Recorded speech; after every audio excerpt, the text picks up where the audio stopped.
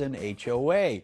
And are there different versions of the same thing? Realtor Dot Frank is here from Better Homes and Gardens Real Estate Alliance Group to break it all down for us. Hello. Hello. Welcome back. HOAs, there are good things, there are bad things about it. We're going to touch on all of that, but tell me, what is an HOA? So HOA stands for Homeowners Association, and homeowners associations are most commonly associated with what you mentioned, condos, townhomes. Right. Some neighborhoods of single-family homes might even have an HOA, and the purpose, generally speaking, of an HOA is to combine resources to take care of, larger activities collectively. So think about snow removal, lawn care. In some situations where you've got attached structures, it would be common area maintenance, maybe exterior insurance. And so HOAs are a way to share costs of common areas throughout a community. The good things, and we're going to touch on the pros and cons here a little bit, but when I say there are different versions of it, I didn't realize till this summer when we were looking at some properties that sometimes the exterior of the building is covered by insurance, sometimes it's not. You want to make sure you know, if you're going to get into that situation, what your HOA all covers. Yeah, so I think what's really important is when you're shopping, consider reviewing the HOA bylaws, Yes. covenants, and restrictions, and then also any rules that the HOA has on top of it, which may or may not be recorded. One thing that's really going to help with buyers coming up this year now is some legislation that recently passed that's requiring HOAs to fill out some information and provide it to prospective buyers in a timely manner. One of the challenges with collecting information from HOAs is the HOA boards are volunteer-based. Okay. And let me tell you, most people don't want to volunteer to serve on an HOA board. And so collecting and maintaining data on the building can be a challenge because there's not someone whose position paid for, right.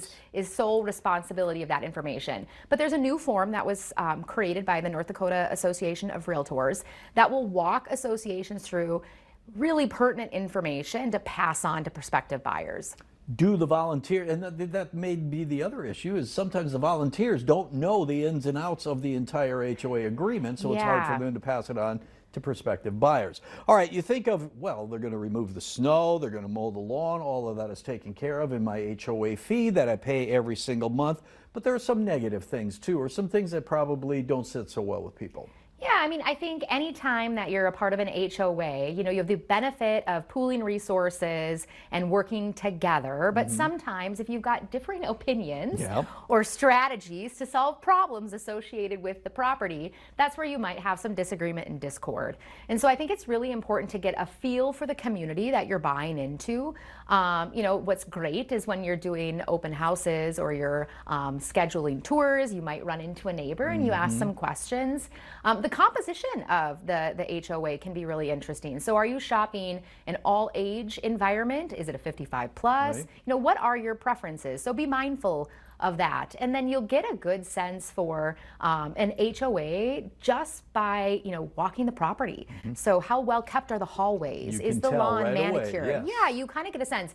Have there been improvements to the exterior, right? So how's the siding? Because sometimes you might run into issues where there are people that are more conservative with their spending on improvements and maintenance, and they might win over those who want to move forward and make some improvements. So those are just some of the things you need to be mindful of when shopping HOAs. And it's easy to say, well, wow, they have a really low HOA monthly, payment that you have to make, but that's not necessarily the best thing because maybe some things are not getting done that should be getting done. Yeah, so as I talked to different agents in our office to get their opinions about HOAs, Bill Dean was one that chimed in right away. And that was one of his words of caution, is be mindful of the fees, right? And to your point, a low HOA fee doesn't always mean a really great buy, because if they don't have sufficient reserves, what happens when something major needs to be repaired? Well, then they do a special assessment. Exactly. And so you want to look at reserves. So what's really, again, I think a step in the right direction is the disclosure requirement, because it's asking for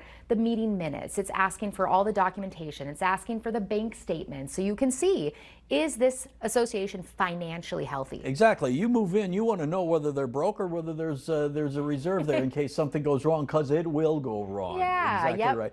I read a stat, and we're out of time here, Dot, but I read a stat like 30% of North Dakota homeowners live under an HOA? So 30% across the country. Across the country. Homes are part of an Okay. HOA. And there are states that have the highest concentration of HOA, California, Texas, and Florida being the top 3. That's great. That's great information. Appreciate it. Always dig into it. Don't hesitate to ask questions because you have a